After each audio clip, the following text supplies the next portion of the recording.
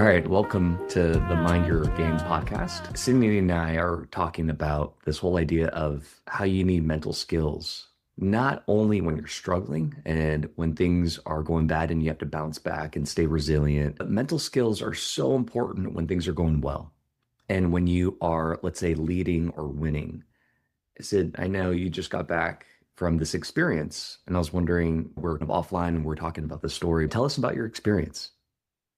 Yeah, so I had an opportunity to caddy in a qualifier, a junior player for the US girls. She'd never qualified for it before. And we played like the first 17 holes like pretty effortlessly.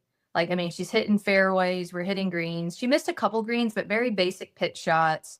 She's making birdies. She's 3 under. And realistically, we could have been 5 or 6 under. She had plenty of opportunities, hit good putts, just didn't go in. And so we're kind of rolling. I had asked her the day before, like, how much she liked to know, like, where she stood. I was a player that liked to know, like, what did I have to do to qualify? There was only one spot in the qualifier, so she had to win the qualifier to get into the tournament. And so I had tried to check the scores through periodically throughout the day, but the scores just weren't updated. Like, it was just kind of funny. Like, no one asked us the people asked us our scores on like the front nine, but then on the back nine, no one ever had asked. And so we're standing on the 18th tee box at 3 under. And I had checked the scores, and either people were posted at +1 or people were through 9 at +1. And the backside of this golf course was a lot tougher, and the wind had picked up. There were just tougher conditions. And so, like, in my mind, we have a very secure 4-shot lead. And so I'm like, okay, we're good, right? Didn't tell the player, but I used a couple of mind tricks that I know to kind of ease players. The tee shot on 18, just to give everyone a visual, it's a par 4. It's kind of a dogleg right. It narrows up about 100 yards from the green, and there's water right, and it kind of keeps going. The green kind of runs from like east to west, so there's not a lot of width or not a lot of depth to it, but there's a ton of width to it. And so the tee shot's a little intimidating because there's water right and there's a big slope left. And we had picked out 2 trees down the left side because everything kind of kicked right towards the water. And so I did this mental trick on her because we'd waited on the tee box, and the day before she had been a little hesitant or anxious about, hey, where are we aiming? Where are we doing? And so on the 18th tee, I asked her a question about, like, what are the 3 most favorite things she does with her brother? And like she lit up, like lit up, started talking about her brother. So like everything off of like what she was about to do was off her mind. Like, she had calmed down. She was in a relaxed state. And so she stripes this drive. I mean, just stripes it right at the 2 trees we were talking about that should have been kicked right. So like we're walking down the fairway and I'm thinking, like, we're perfect. Like, we're in this like perfect position. Lo and behold, we get up there. It didn't kick right. It didn't kick straight. And she's stuck behind these 2 trees. And junior player. So she's looking like, I'm about to be a superhero here. I'm going to feed it through these trees and I'm going to hit it on the green. And, we're about to walk out of here with par. And I'm like, whoa, hang on a second. So I've been checking the scores. Like, I always told you I would give you a why for why I would tell you to do something. But like, hey, we don't need to be a superhero right now. We have a 4-shot cushion. Let's just pitch it out. We'll hit it on the green. We'll 2-putt. We'll make bogey. We'll win the qualifier. We'll be done.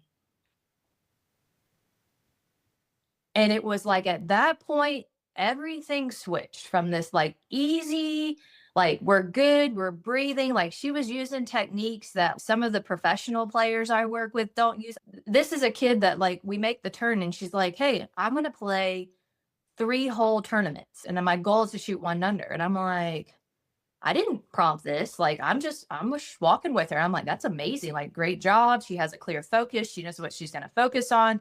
And so like she's doing things and I'm like, man, we're killing it. And so it was like that, and panic hit and overthinking hit. And I was like, how do you go from so quickly from we're good, we're breathing, we clearly focused, now I had to tell her, okay, we're really good. We got a 4-shot cushion here. Like, let's just do the smart play. We're just going to pitch out and we're going to go. And it was the most interesting experience being on the bag at that point, watching literally the player flip, then as kind of a caddy, be in a position of like trying the hardest to get her back in the present or get her back calmed down, or it really is okay. I'm not concerned. You shouldn't be concerned. What are we gonna do? And it was so interesting because like she pitches out, she's in the middle of the fairway. We had talked about the number. Um, and I said, take a deep breath. Just take a deep breath. And it was like a spiral effect, like the whole 18th hole. And she ended up making double. She ended up winning by 2. Clear cushion. What do you mean a spiraling effect? What did you notice? Um, walked faster. Walked faster, talked faster. Everything was like doom and dread. Like everything was just like, this is terrible. Like I shouldn't have put myself here. What if I don't? What if I like everything went from like what we were focused on, as in like the 3-hole tournaments, and I want to shoot 1 under per 3 holes, to like, I can't do this, or what if I do this, or what if I do that? And like it was amazing. And everything was happening so fast, like everything. So like, we're walking to the 18th green and I can feel the energy picking up, and I'm like, let's walk a little bit slower. Like, let's, walk a little bit slower, pulling her back, and then continuing to remind her to look at what we were wanting to do. She didn't have an easy chip where she missed the green left, couldn't really miss the green left where we missed it. But again, like, in my mind, we still have the 4-shot cushion, right? Like, if we have a 1-shot cushion, we're not, there's a lot more stress, there's a lot more panic. And it's just like, hey, you don't have to hit a perfect shot here. Where in her mind, she still had hit a perfect shot because she was still trying to make, the bogey in a sense, right? Or even the chip in. But the focus wasn't the chip in. Like, I kept having to remind her of like, hey, like, we're focused on our spot. Remember, like, go up, pick your spot, make your practice routes around your spot. Then when you get back, focus outward. Don't focus on what is around us, like focus outward. She hits a great shot. It's a really hard shot. She's got like a 25-footer uphill, but even the 25-footer uphill for bogey was like rapid fire. Like, do I have to make this? And I'm like, Ava, I've told you from where we were in the fairway, like we got 4 shots. And it was like constantly concerned, are you sure we have the 4 shots? And I'm like 99.9% sure we got the 4 shots here. And that there was just never an opportunity to get her out of this, I'm going to call it manic state. It kind of felt like she was in, which was just so interesting because the 17 holes experience before that, like there was a maturity and a presence, and it was just like an instant. Like, I mean, when I snapped my fingers, that was like how quickly it was. And the other thing that I noticed is like, she was quick to make decisions, because realistically, the 3rd shot into the green, it just happened. So I'm good with numbers, but like it was 137 flag. And I was like, all we need to land this is 125. Like we talked about it yesterday. Like, you don't try to carry it all the way because it runs from east to west. Like, we got to land it, kind of short. All we need is a 125 shot. And when she pulled it, this 3rd shot, and was left, I was like, what club did you just hit? And because I didn't pick the clubs, I was in charge of numbers. I always say a number. And she's like, I hit 8-iron. And I said, how far you hit 8-iron? She was like 137 full. And I was like, we just talked about 125. Like how did you even get there to that point? Because it was so interesting. Like, it was funny. I was trying to doing the best because part of it is I knew we didn't need to panic. So like it was okay to make mistakes in the moment, just like Scotty Scheffler, right? He wins his first Masters 4-putting it, but he could have 6-putted. I mean, it's not the way you want to win it. It's not the way he wanted to win it. It's not the way he wanted. But I can tell you one thing: I would want a 6-putt to win the Masters. I would want to have that cushion. There is like some security in it, but it was interesting for her. She just really struggled in that moment. And it's funny, I have no idea really what she struggled with. I don't know if it was the knowledge. Like if I hadn't have told her, hey, we have a 4-shot cushion and just said, hey, not really smart to go. We're playing really great. You're hitting your irons really great. Let's just pitch out and let's just do the best we can. Let's hit it on the green and let's try to make bogey without having any additional information. But I wanted to make it very clear that we shouldn't go for it. And so to me, it was understanding that she had a 4-shot cushion was like the clear indicator. Oh yeah, you're right. We shouldn't go for this. And so like, I thought as a caddy, as a coach, as a whatever, I was giving the appropriate information for us to commit to this decision fully of like, yep, we're good here. You place it here. And it was such an interesting experience to kind of, to see how quickly things could flip, to see how hard it is, even as a caddy, experiencing as a caddy, of getting the player back in the correct state of mind, being able to slow them down, being able, but like how quickly and how much she needed some mental tools, right? Like she didn't, she was only focused on what she didn't want to do at that point, never on what she wanted to do. It's fascinating. This is perfect. It's like a petri dish that you're serving up to me, and I see this all the time. And it's not just across golf and junior athletes and junior golfers. I see it with life. And we talk about success threshold where we get so vulnerable at the top when we're bumping up against success.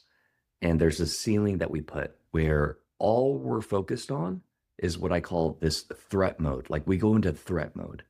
And you saw this player, the 16-year-old, who was just cruising, focusing on 3 whole tournaments that she set for herself, breathing, just composed, like she was almost like a veteran out there. And she played the back 9 that you said was really, really tough. It's challenging. It's not an easy course. There's only one spot that, then you go to the next stage or you go to the US Junior Girls Championship. And so you're competing for one spot. So there's a lot of pressure. And so you have to perform. But here she is implementing the mental tools and your performance techniques that you've helped guide her through. And she's doing it. And she's even, bringing her own style to it. And she's just on cruise control. And it's like easy peasy. And she, on the tee box, you did that Jedi mind trick and you got her distracted and got those kind of a question getting her off of the future thinking and more good memories so she could associate good memories with good positive feelings right now so she can anchor that and feel that and then go up to this shot. That's a really tricky shot on hole 18 with water right and kind of sloping, left to right from the fairway, aiming at those 2 trees, and she stripes it. I mean, now as a caddy, I'm sure you're saying with the knowledge that you had and this player not having that knowledge, but you're saying we're good. Oh yeah. A home run. Like we're in the pocket. So as a caddy, you're probably feeling like on cloud 9 and she's whatever is in her mind, she's probably still going after it, still chasing to get that one spot. And she's already figured out there's really good competition. So I just need to give it my best every single hole. And now she had a very unlucky bounce. It didn't bounce towards the fairway like it should. It went straight across and she cut through and she's stuck behind the trees. Now, mind you, if I'm getting the visual right, there's water on the right. It's a tough second shot. It's not an easy shot. Hmm. But here she is thinking, I need to I need to go after it. I need to do my best. And Hmm. I need to chase to just go in with the lowest score that I can because the competition is tough. So she's aggressive. She's going after it. And so she's thinking, okay, I'm going to cut through the trees. I'm going to get as close as I can to the green, or if not, try to get on the green. And here you are as a caddy with the knowledge that she doesn't have, saying, whoa, whoa, whoa, whoa. No, don't do that. We don't want to make any catastrophic mistakes. And here you had a decision. Do I choose to tell her now to let her know, Hmm. to maybe ease her mind so that she would just easily punch out, play safe? And even if she double bogeyed, we're still good. We have a 4-shot lead. Triple. Yeah, It's she fine. could triple and we'll be fine. And so anyone in that situation to convince her would probably do the same thing. Make the decision to let her know you are good. You Hmm. just played safe. Let's Hmm. just go home and walk it in. Just tap it in, right? Happy Gilmore. And the moment you told her, it's like something switched and she went into immediate threat mode. Oh my God. Hmm. I'm all about what if I mess this up? How am I Hmm. going to keep this lead? What if, okay, are you sure? Like it's just like the adrenaline. We talk about eyes off being the individual zone of optimal functioning. Hmm. She was playing in her zone, whatever eyes off she is. There's low eyes off, meaning you play when you're really calm and cool, collected, kind of like Jason Duffner or Ernie Els, smooth and easy. Medium eyes off is more like, kind of in the middle, not too high energy and adrenaline, not too low, almost like an Adam Scott or a Graham McDowell or Brittany Littlencomb or whatever it might be, right in the middle. High eyes off is someone who's more high strung, like Tiger Woods or Keegan Bradley. Um, Wherever this player was, she was operating in her zone. She had enough adrenaline to operate on full cylinders and be in the right mindset. The moment you told her that she was in the lead with a 4-shot cushion, she got out of her zone. Something Hmm. spiked in her where all of a sudden it was the rush of emotions of excitement. Oh my gosh, really? Nervousness? Oh, are you sure? Like, I don't believe it. Not, I don't believe you, but I don't believe it. This is my Hmm. first time. Don't screw this up.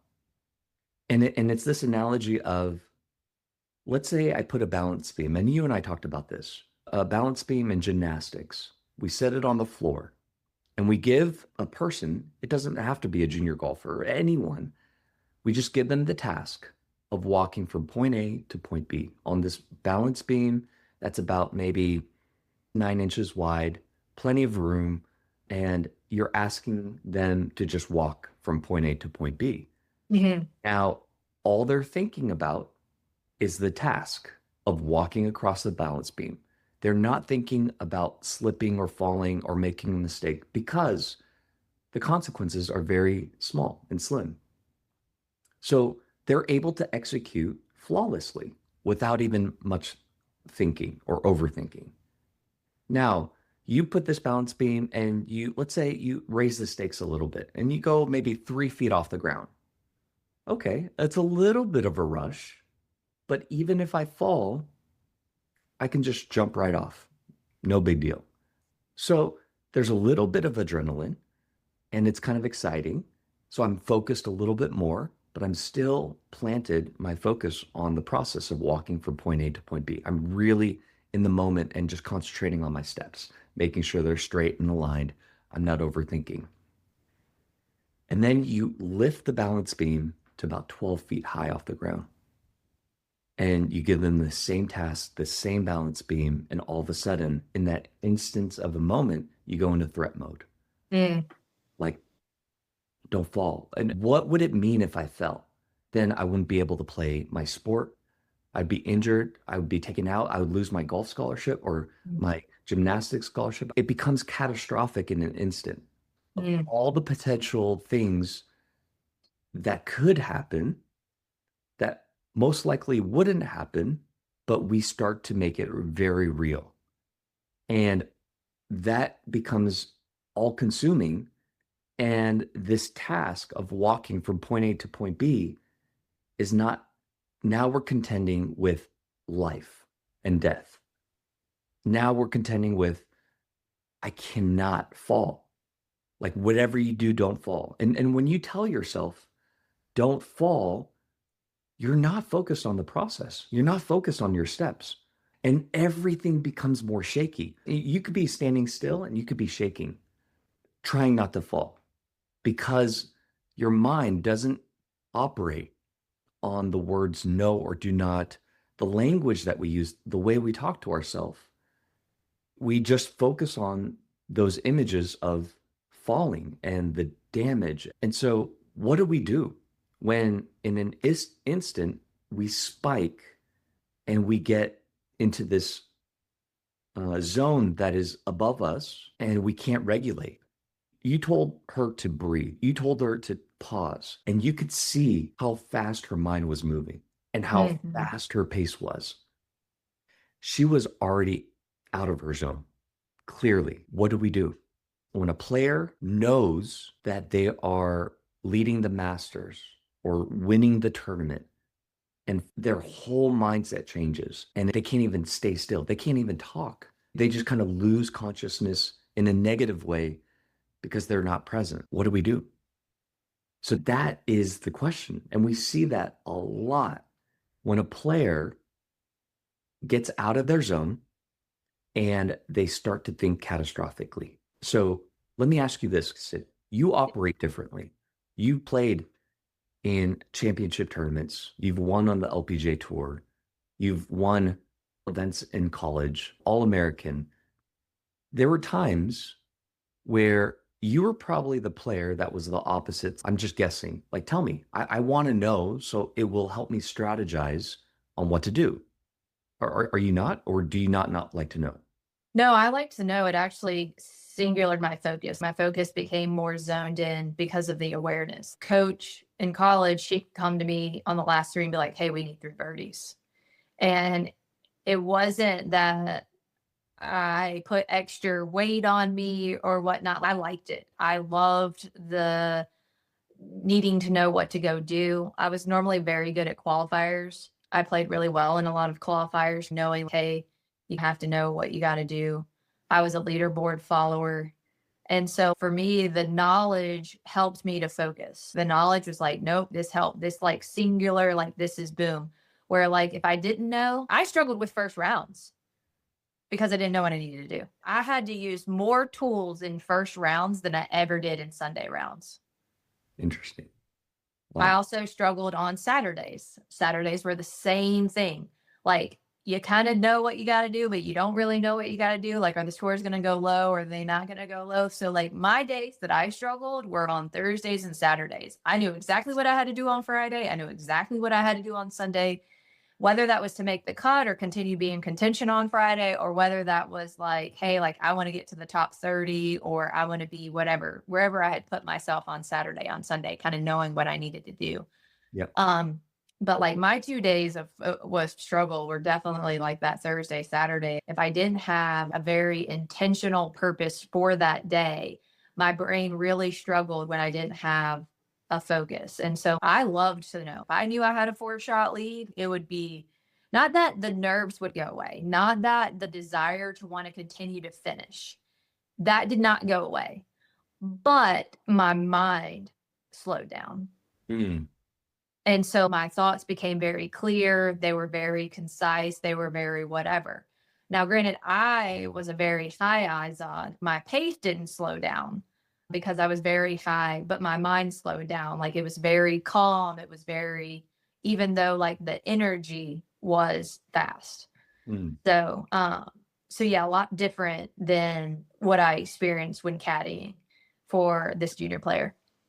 So if I'm hearing you, on Thursdays and Saturdays on an Mhm. LPG Tour event, it was a struggle because the focus was really broad. You didn't really know, you didn't have a clear target, a Yeah. clear aim, and a very intentional, specific goal.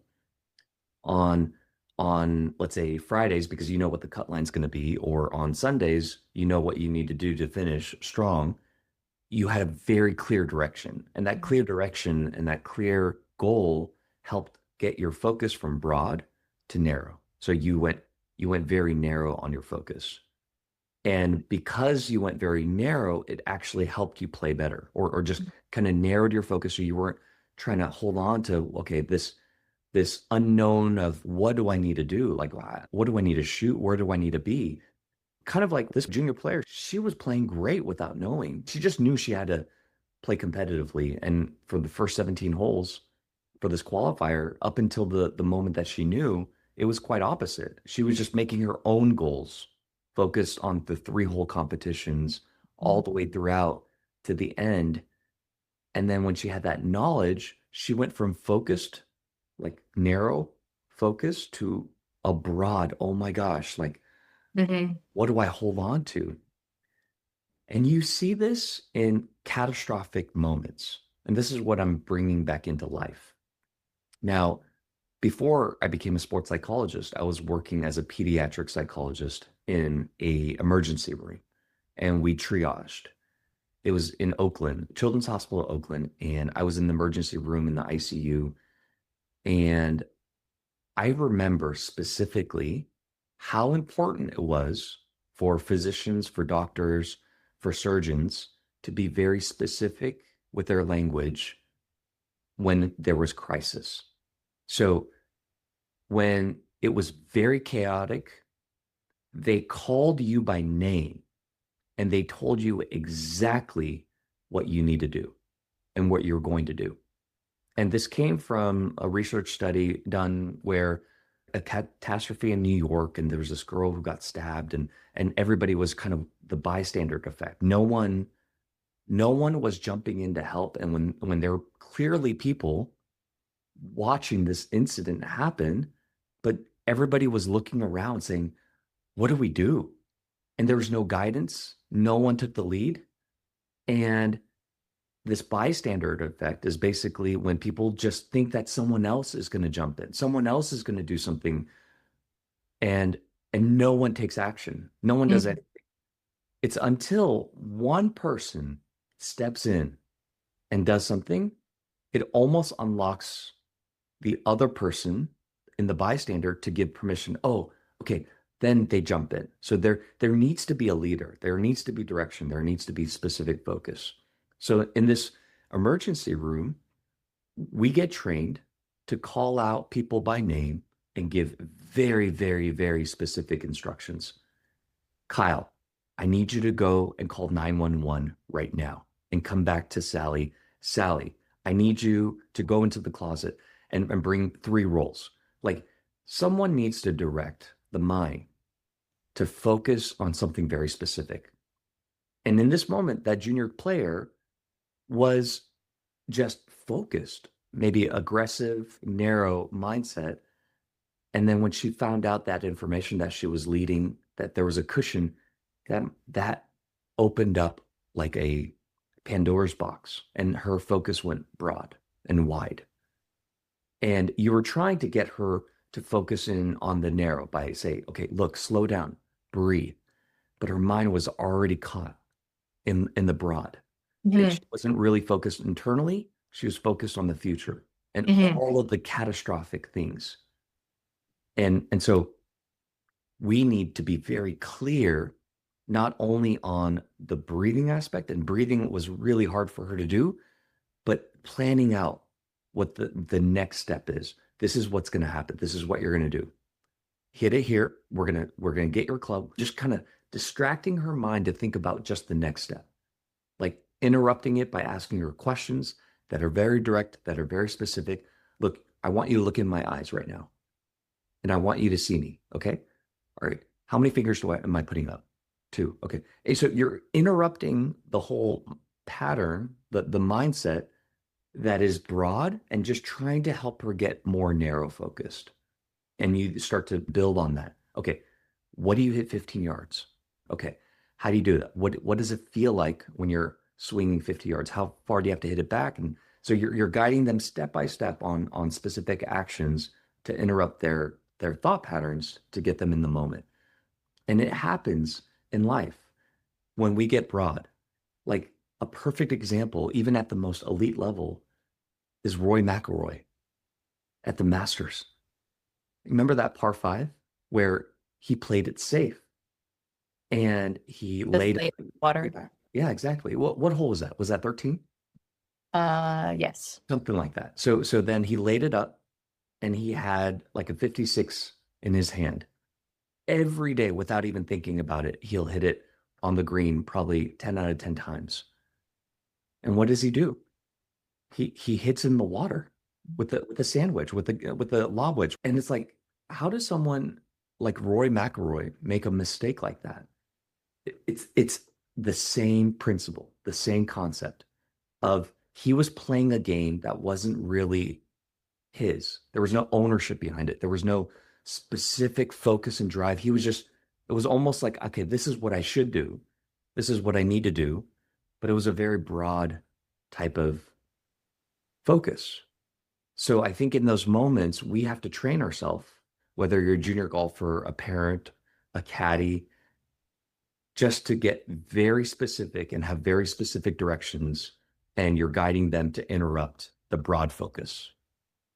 So obviously, I was there with the junior player. How would a junior player do that? Or how would you start to teach a junior player in the same circumstance? So let's just say this junior player had a history of like, once they had knowledge, this kind of manic panic happens. Like, what's the first step to like overcoming that manic state to try to like, if you don't have someone like me or someone that kind of understands or a well-versed caddy, like, I mean, the thing about it is Rory had his best friend on the bag who's caddied for him for 20 years and still made the mistakes, still struggled coming in, right? Like, what does a junior player do at this point? Like, what is like the first step of like, hey, I'm in this position. I've been in this position before. What would they do? Great question. I'm switching cameras. So the first thing I would have a junior golfer do is body awareness. Now, when we are thinking in our head and we think catastrophically, we need to interrupt by getting this awareness of our body that we are right here and that we're safe, essentially. Because we go into threat mode and we catastrophize and we feel like it's life or death and we don't feel safe. So we have to bring them into the awareness that they're safe. They're right here. They're in the moment, not anywhere else. And so breathing is not really that effective because your mind is still so occupied. But bringing sensations to your body, there's a technique called progressive muscle relaxation. And we use this a lot in sports psychology. Progressive muscle relaxation is when I'm going to give an example of you squeeze your fist as tight as you can and you hold it for like 10 seconds and you squeeze hard and hard and hard and hard and hard. And the moment you say relax or let go, you feel the sensation of your hand opening up and you feel every part of your fingers kind of relaxing and opening up. And you do that about 3 times. Squeeze, squeeze, squeeze as tight as you can. Get that? So what's happening right now is your mind has to be occupied to do this task. You're not thinking about the future. You're not thinking about what if you mess this up? What if you don't qualify? What if you lose your life? Whatever it might be. You're just right here and you're in the moment.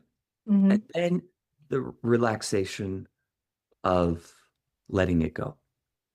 And then I would keep doing little exercises to get more body awareness to pair it up with you're safe. You're right here. This is what you know how to do. And you literally instruct them, or if you're by yourself and you don't have a caddy, you have to go back to what is within my control now. Mm. We have this acronym in MPGA that we teach, WIN. What's important now, right now, not the next shot, right now. Mm-hmm. And then you're talking to yourself as if you are guiding on a step-by-step formula of what to do next. So it's not even hitting a 15-yard punch shot into the middle of the fairway. That doesn't even come yet. The next step is I need a club that will get me there. Okay, what club? Um, I feel comfortable hitting an 8 iron. I'm just going to kind of chip it out. Okay, do you know how to chip it out? Yes.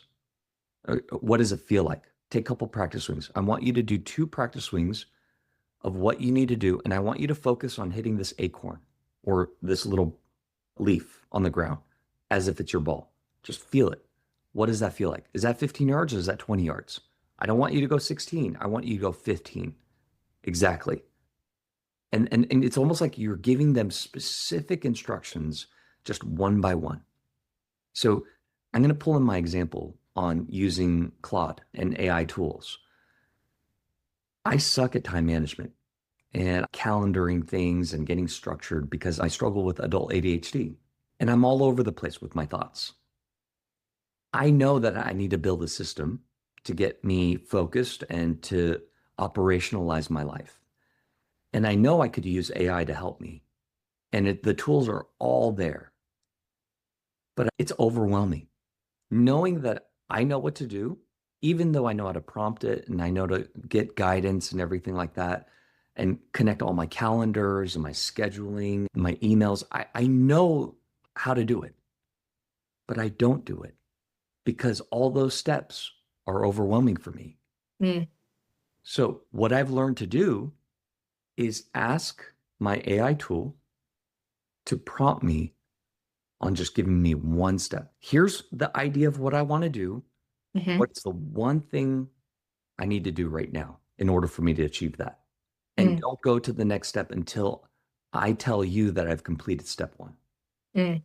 So the first thing a player can do, so you're in the position, we have to get some sort of body awareness. You talked about squeezing something, so like they could squeeze a towel or they could twist a towel or they could do that a couple times, really focusing on the relax. And then from there, it's like, hey, what is the task at hand? Like, what do I need to focus on right now? And the focus is only right now until it's the next task. So if the first task is to figure out your landing spot, figure out your landing spot. And from there, then the next task is, okay, what club do I have to hit to get it to there? So what that does, right, is it slows down the brain, but also focuses the brain not on all this like panic, I'm in doomsday, the world's about to fall, but like, hey, no, this is what my task is. And it's that body awareness that gets you back because it gets you off everything else. Is that correct? Yes. Yeah. What are your thoughts on that? Yeah, it's not the first time I've heard that. It's funny. I was given a stress ball and I ended up having to ask the rules officials. I was like, "Hey, can I use this stress ball on the golf course? Like is it a tool? Like I don't want to, get penalized." So I ended up asking about the stress ball. And you can use a stress ball as long as you're using the stress ball for stress purposes, as long as you're using it as it is intended. It's funny. I have used the squeeze, the putter to get kind of feeling back in the hands, getting blood flow in the hands, like if you haven't had a long putt in a while. There's like mixed reviews whether that actually works or not through science, but like I've used that and that's actually been extremely helpful. Like if your speed is weird, one of the coolest things I've done is like squeeze the grip and then slowly, slowly let it go and it gets blood back in your fingers. So I've done a similar thing to that. I've also used the squeeze thing after a bad shot so that you don't hold on to that memory. So part of it, because you have to squeeze, like you're squeezing as hard as you can, you're having to count to 10. You can't file that memory of that bad swing or that bad result in the brain. So I've used it for different purposes. I've never used it for this particular one, but it makes sense to me. It makes sense that you would try to disassociate from this fight or flight position to then get back and then from there continually getting back into this position of like being where your feet are, of like, hey, what is my task right now? And even simplifying it into the point of steps of just like, hey, like the first step is figuring out, okay, where do we need to land this? Okay, this is where we need to land it. Okay, what club do we have to hit? Okay, this is the club we're going to hit. Okay, well, how much energy do I need to put into this club to get it to go the 15 yards?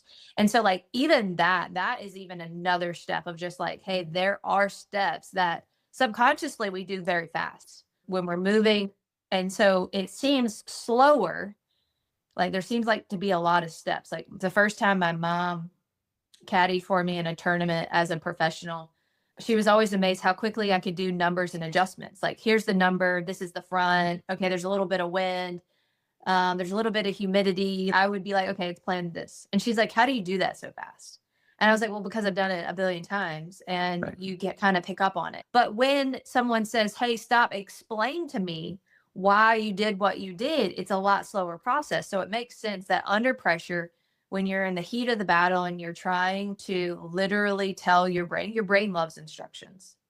In your brain has to send the instructions to all your limbs. Like that's, the highways, the electricity sends it to your limbs to tell you what to do. I think that is super fascinating because I think a lot of players, we often blame mechanics before we would ever blame the mind for not setting us up for success. Right. Which is Exactly. funny because a lot of players have there's quite a few players that I know that have used, they don't like to blame themselves. If they can blame Mm. anyone else for their poor play, they do better and they're able to overcome it a lot faster Right. rather than blaming themselves. I think men are way better at this than women. We think we should be superheroes all the time and be able to do all the things Sure. all the time and we should be able to do it perfectly, which is just a misconception and when I would love to fix. But it's just interesting to me that we often never judge our mind and how that will affect the Mm. physical because our Mm. mind is what produces the physical. And Exactly. so it's interesting. Another player had kind of a rough week and it's just like it wasn't physical. We built up the week. We put a lot of pressure on the week and like that affects the physical. It affects the tension in the body and like hey, like then the swing doesn't feel as good because there's tension in the body that comes from the brain. And so it's like, hey, we have to address this first. And so I think it's a really good piece. Like, I think it's a really good thing because in the situation that I was in on Monday, kind of wanted my calmness to osmosis. I'm confident and calm, see that I'm not panicked and like it osmosis. And it didn't. I did a couple of things. And it's funny, like I've been playing for years and I've been doing the mental training with you for a year now. And so like it's just super interesting. I've worked with sports psychologists. And so like even in the moment, like you can see, and I'm sure it's just like a parent or a coach, you're on the sideline and you can just see it. Like you can see the instant thing and you're just like, what can one do? And so I think the body association, I think that's a really good one because that's the like the squeezing and holding. Like you have to do that multiple times, squeezing and holding. I mean, coming full circle, we started this conversation saying mental training is just as important when you're dealing with success Hmm. as much as it is when you're dealing with failures and trying to bounce back. Hmm. Now, to try to do something like this in the moment, you got to train it so that it Hmm. shows up for you when it counts. And I had the question the other day from another player saying, when do I train my mental game? Because I don't have competitions right now. And I said, right now, like you got to train it. So it's incorporated because mental training is invisible. It's not like any other training. It's just like physical training. You're training your brain the way you train your muscles. If you don't train your muscles, you're going to lose your muscles. You know that intuitively. And you're not going to build a six pack overnight. You're not going to just work on your abs and expect anything different to change. You know, Hmm. it takes consistent practice. But then with the mind, it's intangible, it's invisible. We don't see any results. So we don't train it because out of sight, out of mind type of thing. So we need to put structures around it. Now, just kind of recapping everything that we talked about today, you brought in this incredible example in the story of real life of the success threshold, like operating on autopilot until the awareness came that this person was leading and winning. Then all of a sudden, that focus went from narrow, playing her own games, to broad. Oh my gosh. Hmm. All these things started entering into her mind, and she couldn't shut it off, no matter how much she tried to guide. And then we Hmm. talked about how that's normal. It's like the balance beam. You just give somebody a task to walk across the balance beam, but then you raise it where it's life or death, and all of a sudden you're not thinking about the balance beam. You're thinking about everything else, but or trying not to fall off this balance beam, and it's causing an unsteady foundation. You're already starting with an unsteady foundation, And the question is, what do we do? Well, we need to be specific, right? Body awareness, be specific with your actions and your steps, and have specific guidance and instructions. So that was the entire conversation today. Yeah. That's awesome. I'm going to close this out. And I first want to say thank you to our sponsors, Caddy Snacks. Now, I'm not just saying this, but I've always looked for a good snack playing. And they just came out with peanut butter, and it's really good. Our partners at MPGA they texted me this morning saying, we just tried the peanut butter and it's delicious. I don't know how they did it. I don't know how you can make a bar packed with L-theanine and omega-3 and natural nuts, but make it taste really good. They cracked the code. And so they're bringing awareness for golfers and high performers on not only does it work in terms of sustaining mental clarity and getting you in the game, but it also tastes really good. So a big shout out to Caddy Snacks. And again, you're here with Sydney and I. I'm Dr. Matt. I'm a sports psychologist, and we both are partners at MPGA, the Mental Performance Golf Academy. And we provide services to junior golfers worldwide and parents and coaches on bringing the mental game into a structured format so you can actually train it like you train your body. So thank you for tuning in to Mind Your Game podcast, which is available across all platforms. And we look forward to continuing the conversation on minding your game.